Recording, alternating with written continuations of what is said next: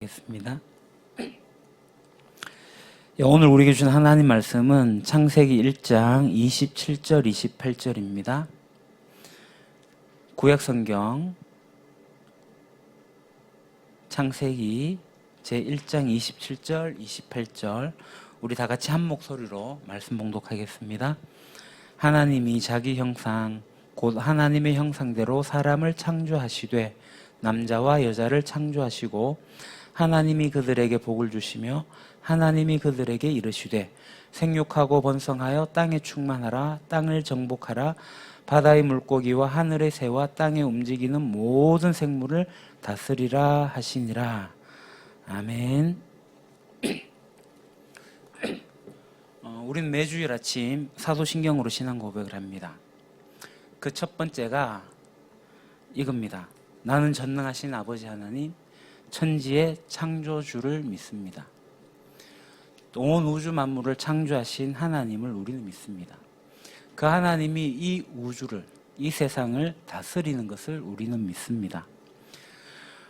그러나 우리가 그 하나님의 다스림을 받으며 살아가지만 현재 우리가 살아가고 있는 이곳은 하나님의 원리와 하나님의 방식이 통하지 않는 이 세상입니다. 화면을 보시죠. 예수님이 이 땅에 오셨어요. 그리고 예수님이 죽으시고 부활하심으로써 하나님 나라를 여셨습니다. 하나님 나라가 이미 임해 있는 것을 우리는 믿습니다. 그리고 예수님이 다시 오셔서 하나님 나라가 완성이 됩니다. 그래서 우리는 하나님 나라가 완성되어질 때까지 우리가 살아가는 곳은 존재론적으로는 하나님의 백성으로서 살아가지만 우리의 삶의 자리는 바로 이 땅입니다. 그래서 우리는 이 세상 속에서 살아갑니다. 그렇다면 우리가 이 세상 속에서 어떻게 살아가야 할 것인가? 매우 어렵고 복잡합니다. 그래서 오늘 다소 원론적인 창세기 1장에 대한 말씀으로 말씀을 나누려고 합니다. 그래서 우리가 이것을 토대로 해서 우리가 평생 연습하고 살아내는 일들이 하나님의 다스림을 이 세상 가운데서 드러내는 일들일 것입니다. 그것이 또한 우리의 과제입니다. 여러분에게 질문을 하겠습니다. 우리가 하나님의 다스림을 받는다. 하나님의 그 다스림 아래에 들어가서 우리가 살아간다라고 말을 하는데 이 말의 의미가 뭐죠? 이 하나님의 다스림을 받는다라는 것은 하나님의 원래 계획으로 다시 회복해 간다라는 그러한 의미입니다. 한 번 더 클릭해 주시죠. 죄 때문에 파괴되어진 하나님의 계획이 세상을 회복하시는 메시아, 곧 그리스도 예수 안에서 온전하게 되어집니다. 그러니까 하나님과의 관계가 깨어졌던 우리가 하나님과의 관계를 다시 회복하고 하나님의 다스림 아래에 들어가서 하나님의 원래 계획대로 살아갑니다. 그래서 우리는 이 하나님의 원래 계획이 무엇인가? 그것은 우리가 풍삼초에서 배웠듯이 네 가지 관계로 풀어서 설명할 수가 있습니다. 그 네 가지는 하나님과의 관계, 자기 자신과의 관계, 이웃과의 관계, 세상과의 관계입니다. 첫 번째, 하나님과의 관계를 봅시다. 우리 인간은 하나님과 인격적인 관계를 맺을 수 있는 존재입니다. 성경은 우리 인간이 이 세상의 다른 피조물보다 다르다라고 말하는 이유는 우리 인간이 많은 면에서 동물들과 비슷한 면들을 가지고 있긴 하지만 동물에게는 없는 특별한 성질을 가지고 있기 때문입니다.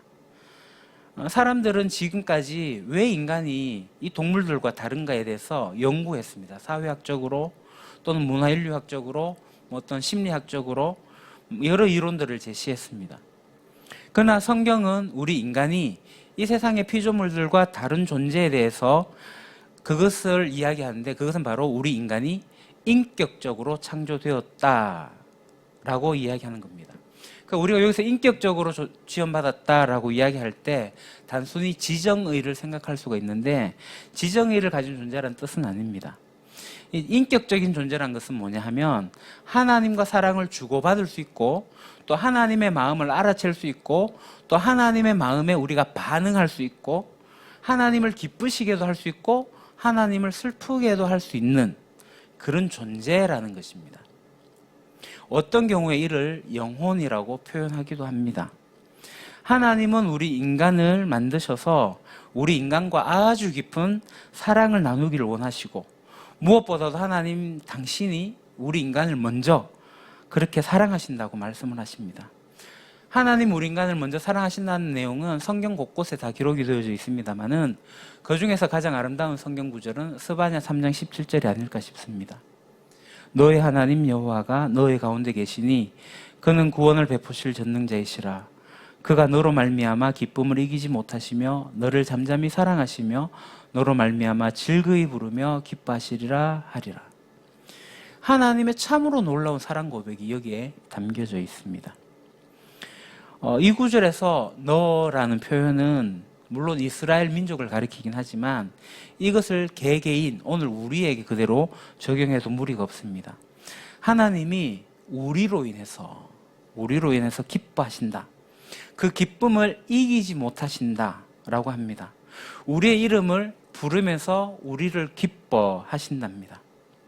이것이 기독교의 가장 기본적인 핵심적인 진리입니다. 첫 출발점이 되는 진리입니다. 하나님이 우리 인간을 인격적으로 창조했어요. 하나님의 모양과 하나님의 형상대로 창조하셨습니다. 그래서 인간과 사랑하는 관계, 그 인격적 관계를 맺고자 하셨다는 거죠.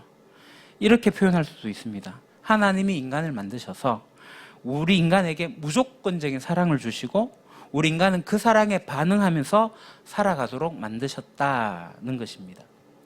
그래서 우리 인간에게는 자유의지가 아닌 인격의지가 우리에게 있습니다. 그 인격을 가지고 하나님을 사랑합니다. 그 두 번째는 자신과의 관계입니다. 인간은 자기 자신을 사랑할 수 있는 존재로 만들어졌습니다. 그러니까 우리가 하나님의 사랑을 받으면 자기 자신을 사랑할 수가 있습니다. 사실 자기를 사랑하지 못하는 사람은 다른 사람을 사랑하기가 어렵습니다. 그래서 건강한 자기 사랑이 매우 중요합니다. 그러니까 자기를 사랑한다는 것은 이기적인 것을 이야기하는 것이 아닙니다. 자신의 장점은 잘 알고 그것을 누리는 것이고 자신의 약함, 자신의 부족함 그것은 인정하는 것, 그리고 자기의 모습을 있는 그대로 수용하는 것, 그것이 자기 자신을 사랑하는 것입니다. 그때 사람들은 자신의 있는 모습 그대로 바라보게 되는 거죠. 하나님께서 내 모습 이대로 사랑을 하십니다. 하나님의 사랑을 누릴 때 나의 강점도 나의 약점도 다 누릴 수 있게 되는 겁니다. 하나님의 놀라운 사랑을 받아들여서 하나님의 관점에서 나를 바라보는 것, 자신의 가치를 하나님의 관점으로 보는 것, 그래서 사람들의 비교와 어떤 평판으로 바라보지 아니하고 있는 모습 그대로 자기를 긍정하는 것, 자기를 사랑하는 겁니다. 사람들은 그렇게 사랑받을 수 있는 존재라는 것을 알게 되는 거죠. 자, 그 다음 세 번째는 바로 이웃과의 관계입니다. 우리 인간은 이웃을 사랑할 수 있는 존재로 만들어졌습니다. 자기 자신을 이렇게 건강하게 있는 모습 그대로 받아들이고 사랑하게 되면 마음이 굉장히 여유로워집니다. 자기가 괜찮다고 생각하면 편안해져서 하나님이 나를 사랑하시는 것만큼 내 옆에 있는 사람도 하나님이 사랑하시는구나, 내가 독특한 것처럼 다른 사람도 독특하구나 라고 하는 생각이 들게 됩니다. 하나님은 우리가 하나님의 사랑을 받아서 또 하나님을 사랑하고 그리고 자기 자신을 사랑하여서 내 옆에 있는 이웃들, 나와 함께하고 있는 사람들, 사랑하는 관계를 맺기를 원하십니다. 그래서 내 이웃을 내 몸같이 사랑하라 라고 말씀을 하셨고, 주님께서 새로운 계명을 주셨는데 서로 사랑해라, 내가 너희를 사랑한 것 같이 너희도 서로 사랑하여라 라고 하셨던 것처럼 하나님은 우리 인간이 원래 서로 사랑할 수 있도록 그렇게 살기를 원하셨습니다. 그리고 마지막의 관계가 세상과의 관계입니다. 우리 인간은 이 세상을 살아가면서 세상을 하나님의 다스림으로 위임받아서 세상을 잘 다스릴 수 있는, 경영할 수 있는 존재로 만들었습니다. 우리가 이렇게 서로 사랑하게 되면 그 다음에 어떻게 하면은 이 세상을 더 아름답게, 더 살기 좋게, 그러니까 하나님이 만드신 창조의 피조물의 세계, 피조의 세계를 아름다움과 생명을 누릴 수 있는 곳으로 만들까 고민하게 되는 겁니다. 자기 자신을 사랑할 뿐만 아니라 다른 사람을 나처럼 사랑하시는 그 하나님의 사랑으로서 이 사람들을 바라보면서 그들과 관계를 맺어가면서 더불어 사는 이 사회, 세상을 만들어가는 것이죠. 이 네 가지의 관계가 잘 이루어지는 것, 이것이 하나님께서 원하시는 원래의 계획입니다. 오늘 본문 창세기 1장 27절, 28절에서 하나님 창조하신 원래의 계획을 우리가 또 찾아볼 수가 있습니다. 제가 봉독하겠습니다. 하나님이 자기 형상 곧 하나님의 형상대로 사람을 창조하시되 남자와 여자를 창조하시고 하나님이 그들에게 복을 주시며 하나님이 그들에게 이르시되 생육하고 번성하여 땅에 충만하라 땅을 정복하라 바다의 물고기와 하늘의 새와 땅에 움직이는 모든 생물을 다스리라 하시니라. 이 구절에서 우리가 특별히 주의를 기울여야 할 내용이 있습니다. 하나님께서 이 세상을 만들어 놓으신 이유가 여기에 나와 있습니다. 하나님이 인간을 지으시고 난 다음에 그들에게 명령하시면서 그들에게 복을 주시는데요. 뭐라고 말씀하시죠? 생육하고 번성하여 땅에 충만하라. 땅을 정복하라. 모든 생물을 다스리라. 이게 하나님의 원래 계획입니다. 하나님이 우리 인간을 창조하시고 하나님의 형상대로 창조하시고 자기 자신 하나님 사랑을 알아가고 사랑하고 자기 자신을 사랑하면서 이웃과 공동체를 살아가면서 세상을 향하여 나갈 수 있는 하나님의 계획. 하나님이 이 세상을 다 만드셨어요. 근데 하나님이 이 세상을 직접 다스리고 통치하지 않으시고 그분과 인격적인 관계를 맺을 수 있는 이 사람을 만드신 다음에 그에게 권한을 주시고 능력을 주셔가지고 이 세상을 다스릴 수 있도록 하셨습니다. 그러므로 우리 인간은 이 세상의 어떤 피조물과도 다른 존재입니다. 그래서 우리는 하나님과 인격적인 관계를 맺는 거예요. 앞서 말씀드린 것처럼 하나님을 사랑할 수도 있고 하나님 사랑을 받을 수도 있고 하나님의 마음과 하나님의 뜻을 가지고 우리가 소통할 수도 있습니다. 이것이 하나님의 형상으로 만들어졌다는 의미입니다. 한 번 더 클릭해 주시죠. 하나님이 자기 형상, 곧 하나님의 형상대로 사람을 창조하셨다. 이것이 하나님과의 인격적인 관계라는 것이죠. 그러니까 하나님께서 우리에게 특별한 능력을 주셨고 특별한 권한을 주셨습니다. 우리는 그 능력과 권한으로서 이 땅에 있는 모든 피조물들을 다스리게 됩니다. 실제로 하나님이 아담에게 주신 능력은 놀라운 능력입니다. 창세기 2장을 보게 되면요, 아담 앞으로 동물들이 지나가는데 그 동물의 특성에 맞게끔 이름을 각각 지어주는 장면이 나옵니다. 많은 분들이 경험해 보셨겠지만 이 이름 짓는 게 쉽지가 않아요. 그러니까 애 이름 짓는 것도 쉽지가 않습니다. 제가 첫 아이를 낳고 이름을 지을 때 진짜 많은 고민을 했습니다. 첫 아이의 이름을 돌림자 상자를 넣어야 되는 거예요. 상자. 그래서 상자를 보니까 상자 너무 많아요. 우리 교회도 그죠? 장로님도 있고 집사님도 있고 이름이 상자 들어가는 이름이 많더라고요. 후배들 중에 친구들 중에 상자 들어간 사람이 얼마나 많은지 도저히 고를 수가 없더라고요. 그래도 상자가 들어가게 되면은 그래 성경적 이름으로 가자. 그래서 성경에 서로 화답하며라는 말씀이 있어요. 그래서 상화하자. 그 아내가 고개를 젓었습니다. 서로 덕을 세우며 상덕이 하니까 안 되는 거예요. 결국 상자를 포기했습니다. 그래서 기도하고 고민하는 끝에 제가 바라는 우리 아이가 이렇게 되면 좋겠다. 그래서 하나님을 알고 하나님의 뜻을 따라갈 수 있는 사람이 되면 좋겠다 해서 이 이름을 지었습니다. 최지호. 그 최자가 높을 최자예요. 하나님이 높으신 분이니까 하나님을 알고 하나님을 따를 호자를 썼습니다. 그 호자를 쓰니까 아버지가 막 뭐라 하셨어요? 사람 이름에게 뒤따르는 호자를 쓰는 건 아니다. 그래서 제가 강하게 주장했습니다.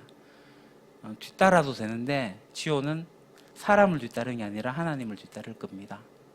제가 강하게 밀어붙였고요. 둘째 아이는 제가 고민하지 않았습니다. 아버지가 지어주셔서 그냥 그대로 사용을 하고 있습니다.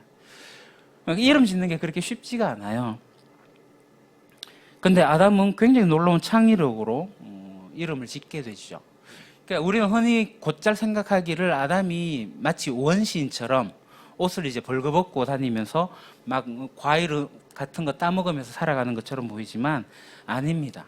하나님의 놀라운 형상으로 지원받은 존재고 놀라운 창의력과 놀라운 능력을 가지고 있었던 존재가 바로 아담이었습니다. 아담은 하나님의 위임을 받아서 하나님의 능력으로 하나님처럼 살아갈 수가 있습니다. 지금 보시는 그림은 여러분 잘 아시는 그림입니다. 바티칸의 시스티나 성당의 천장에 있는 미켈란젤로의 그림입니다. 천지 창조의 한 부분인데요. 미켈란젤로가 원래는 조각하는 사람이었는데 교황이 불러가지고 그림 그려라 해가지고 그 순간에 화가가 되어져 버렸습니다. 여튼간에 그 천장에 그림을 그리면서 뭐 도망도 다니고 다시 와서 그리고 하는 그런 수많은 것 속에서 이제 유명한 그림이 바로 이 천지 창조인데요. 여튼간에 하나님께서 아담에게 생기를 불어넣으시는 장면을 사실은 입으로 후 불려고 하는데 그게 동성애 코드와 연관되어 가지고 그렇게 표현을 하지 않고 생기를 불어넣는 것을 이렇게 손으로 표현하고 있습니다. 그러니까 이 그림에서 조금 이야기를 하자면 이 손이 맞닿아 있지가 않아요. 맞닿아 있지 않아서 지금 아담의 모습이 굉장히 생기가 없는 모습으로 그려져 있습니다. 결국 이제 맞닿게 되고 또 이 그림을 보시면 나중에 한번 잘 보시면 아시겠지만 아담의 눈이 어디로 가냐 하면 하나님 옆에 있는 한 여인을 향합니다. 그게 이제 하와라는 거죠. 그런 이야기가 있습니다. 여하튼간에 하나님께서 아담을 창조하시고 아담에게 어떠한 능력, 정말 많은 능력을, 하나님의 그 능력을 주셨습니다. 그런데 우리 인간은 그 능력을 사용할 수가 있는데 이 한 가지 조건이 충족될 때 그 능력이 우리에게 있어요. 그건 뭐냐면 하나님께 순종하고 하나님과 인격적인 관계가 이루어지게 될 때 가능하다는 겁니다. 근데 오늘 우리 인간의 삶을 보게 되면 그렇지가 않아요. 왜 그렇죠? 하나님과의 관계가 깨어졌기 때문입니다. 하나님께서 만드신 이 우주의 기본 원리는 뭐냐 하면 사람을 만드시고 하나님과 인격적인 관계를 맺으면서 이 세상을 하나님 대신에 인간이 다스리는 거예요. 위임을 받아서 세상을 다스리는 존재라는 겁니다. 근데 이 다스림이 깨어진 거예요. 어떻게 해요? 그 다음 그림 보시죠. 아담은 하나님처럼 살 수 있었지만 하나님이 되고 싶었던 거예요. 하나님처럼 지혜롭고 하나님처럼 선악을 분별하고 싶었던 거예요. 인간의 자리가 아니라 하나님의 자리에 올라가고 싶었습니다. 그래서 가지 말아야 할 그 길을 간 겁니다. 하나님께서 하지 말라고 한 것을 하게 된 거죠. 하나님께서 금하신 선악을 알게 하는 나무의 실과를 먹게 된 것입니다. 이 선악을 알게 한 나무, 그러니까 선악과, 이것은 따먹으라고 주신 것이 아니었습니다. 이 선악과는 상징이었습니다. 상징. 선악과는 여러 그루가 있는 게 아니라 단 한 그루, 동산의 구석에 심겨져 있는 것이 아니라 동산 한가운데 세워놓으시고 실수로 그것을 따먹을 수 있는 그런 상황을 만들어 두신 것도 아니었습니다. 동산 한가운데 세워놓으시고 이 동산에서 네 마음대로 네가 나처럼 다 할 수 있는데 단 하나 하지 말라. 이것만 하지 말라. 이것을 보면 이 동산의 주인은 네가 아니라 바로 나다 라는 하나님의 상징적인 것이었습니다. 그러니까 하나님의 뜻을 나타내는 거죠. 그러니까 이 선악과는 이 동산이 아담의 것이 아니라 하나님의 것이다 라는 것을 보여주는 것입니다. 이것은 마치 요셉이 보디발의 집에서 가정총리를 하게 될 때 보디발이 가정총리인 요셉에게 모든 권한을 다 주셨어요. 요셉도 그걸 고백합니다. 이 집에서는 나보다 더 위의 사람은 없습니다만 주인 보디발이 하나를 금한 것이 있으니 바로 당신입니다 하면서 보디발의 아내를 금했습니다.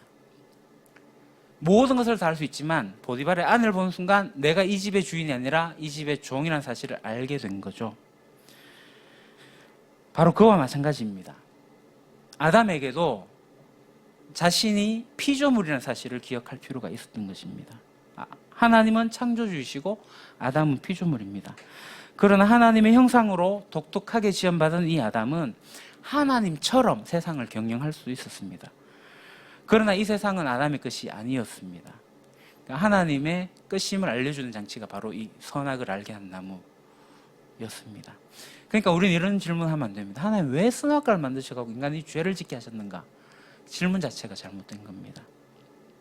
하나님께서는 선악을 알게 하심으로써 창조주와 피조물의 질서를 만드신 거고 인간이 그것을 기억하면서 하나님의 명령으로 위임을 받아서 세상을 다스릴 수 있도록 한 것이었습니다. 그리고 우리 인간의 인격적인 선택과 결정에서 그것을 먹지 않을 자유가 있었습니다. 그러니까 다시 말씀드리지만 인간의 선택으로 하나님을 사랑할 수가 있는 거죠. 하나님 그것을 원하셨습니다. 인격 의지를 주셨기 때문에. 다시 말씀드리지만 이 선악과는 하나님을 거절하라고 주신 게 아니었습니다. 오히려 하나님을 인정하라고 주신 것이 바로 이 선악을 알게 하는 나무였습니다. 그런데 아담은 이 선악과를 따먹었어요. 그때부터 하나님을 우주의 중심에서 몰아내고 자기가 중심이 되었습니다. 그러고 나서 우리 인간은 하나님 주시는 능력과 권한을 잃어가기 시작했습니다. 우리 인간이 자기 지혜에 오른 대로, 자기 소견에 좋은 대로, 자기의 능력으로 세상을 다스리기 시작했어요. 그러다 보니 이 세상이 훼손되기 시작을 했습니다. 이렇게 하나님을 거스르고 그래서 이 훼손된 세상에서 우리가 이제 하나님 나라의 백성이 된 거죠. 그러면 우리 하나님 나라의 백성이 되었다는 것은 이 훼손되어진 세상을 회복해 나가는 것, 그 이전 상태로 회복한다는 것이 우리의 다스림의 의미가 되는 것입니다. 하나님과 인격적인 관계를 맺으면서 하나님의 다스림을 직접 받으면서 그 다스림을 통해서 우리에게 맡겨주신 이 세상을 다스려 나간다라는 뜻입니다. 이 악하고 잘못되어진 이 세상 속에서 하나님의 다스림을 드러내면서 이 깨어진 세상을 하나님께서 회복해 나가고 계시니 우리가 그 회복한 일들을 같이 하게 되는 겁니다. 다시 말씀드리지만 이 세상 가운데서 우리가 이 땅을 디디고 살면서 하나님 나라 백성으로서 해야 할 일은 뭐냐? 하나님의 다스림을 받는 삶을 통해 가지고 하나님이 살아계셔서 지금도 일하고 계시는 그것을 보여주는 겁니다. 예수님이 다시 오셔서 이 세상을 완전히 회복하시게 될 때까지 우리는 이 세상에서 아무 일도 도모하지 않고 수동적으로 살아가지도 않고 도피적으로 살아가지도 않습니다. 적극적으로 이 세상에 들어가서 하나님의 다스림을 나타내는 겁니다. 그것을 표현한 그림이 있어서 또 하나 가져왔습니다. 하나님의 다스림을 믿고 선포함으로써 보여주면서 우리가 어떤 세상을 만들어 가야 할 것인가? 우리가 여전히 하나님의 다스림을 받지 않으면서 세상을 깨어지게 만들 것인가? 하나님의 다스림을 받으면서 이 세상을 회복해 나갈 것인가? 우리가 하나님의 다스림을 믿는다는 것, 그것을 선포하고 드러내고 보여줌으로써 하나님 나라가 가까이 오고 있음을 많은 세상 사람들에게 드러내 보여주어야 합니다. 그래서 세상 사람들이 더 많이 하나님 다스림 안으로 들어올 수 있도록 하는 것이 우리의 사명입니다. 여러분, 결단하십시오. 내가 하나님의 다스림을 받아서 하나님이 세상을 회복하시는 일에 내가 회복하는 일에 동참을 할 것인지, 하나님의 다스림을 떠나서 세상을 훼손하는 일에 그대로 머물러 있을 것인지. 우리는 다스림을 받아서 세상을 회복하는 일들을 해야 할 것입니다. 그것이 우리 그리스도인의 하나님 다스림 받는 일의 기본입니다. 기도하겠습니다. 하나님께서 이 세상을 다스리신다는 그 말의 의미를 저희들이 선명하게 이해하기를 원합니다. 세상을 회복하고 치유하시는 그 하나님의 손길을 우리가 기도함으로써 알아가게 하시고, 기도함으로써 그 일을 하게 하시고, 기도함으로써 실제적으로 세상을 회복해 나가는 저희들 되게 해주십시오. 태초에 말씀을 지으시고 깨어지고 회복된 세상을 위하여 메시아가 오셔서 하나님 나라를 다시금 회복할 때까지 우리의 맡겨진 사명 잘 감당하게 하옵소서. 예수님 이름으로 기도합니다. 아멘. 우리 시간 하나님의 꿈, 하나님의 나라,